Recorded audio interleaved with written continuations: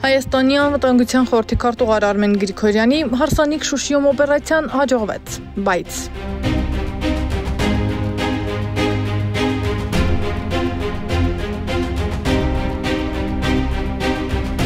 Դուք ասում եք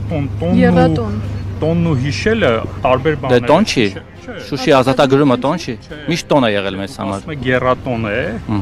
Եռատոնի մասով եք ասում։ Եռատոնն ու զոհերի հիշատակը հարգելը տարբեր բայց Ծնունդով Արցախից Արմեն Գրիգորյանի համար Շուշի ազատագրումն այլևս տոն չէ, իսկ Շուշիում հարսանիք անելիս տոն էր։ Երբ որ Շուշին ազատագրված էր, դա տոն էր։ Հիմա, երբ որ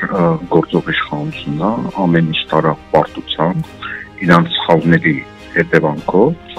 չնայած կարծիք կա, որ դա ոչ միայն սխալ է եղել, այլ նաև ծրագրավորված է եղել, բնականաբար դա իրենց միշտ հիշեցնելու է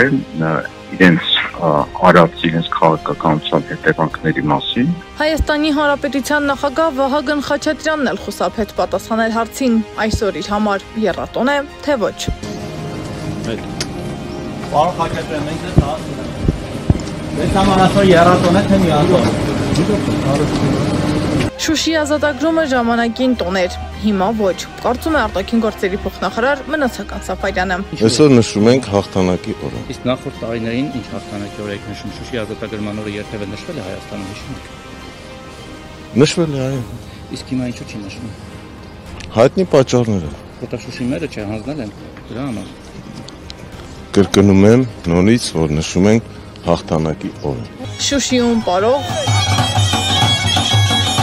Արցախը Հայաստան է հայտարարող Արցախը Հայաստան է եւ վերջ։ Ակնանել իրենց հայրենիքը համարող Հայաստանի Հանրապետության իշխանության ներկայացուցիչներն այսօր Հայոց Բերդաքաղաքի ազատագրման 33-րդ ամյակը տոն չեն համարում։ Որովհետև Շուշի մի դժբախտ, դժգույն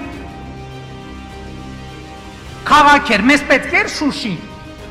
Որ պետք էր ինչի էր այդ վիճակում։ Ինչու եւ ինչպես փոխվեց իշխանականների խոսույթը, որ հայտարարություններն էին իրական։ Այս իշխանությունների գործունեությունը եւ նաեւ խոսույթը եւ նաեւ գործնական աշխատանքը կարելի է գնահատել իրարաններ, որովհետեւ մեկ բան ասում էին ի սկզբանե, հետագայում նորմալ փոխեցին իրենց ամբողջ խոսույթը, վերաբերող եւ Արցախին եւ բոլոր արժեքներին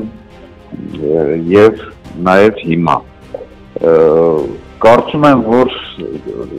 հաղթանակի տոնի նշանակությունը շատ մեծ է։ Շուշիի հարցը շարունակում է մնալ ոչ միայն քաղաքական, այլ նաև ազգային ինքնության եւ պատմական արդարության առանցքում։ Իշխանության այս հարցի հայտարարություններին հասարակության արձագանքը ընդգծում է, որ հայերի համար Շուշին պարզապես կորցրած տարածք չէ, այն ուժի, միասնության, հաղթանակի խորհրդանիշ է, որտեղ հարսանիք լեռներում դեռ լինելու է։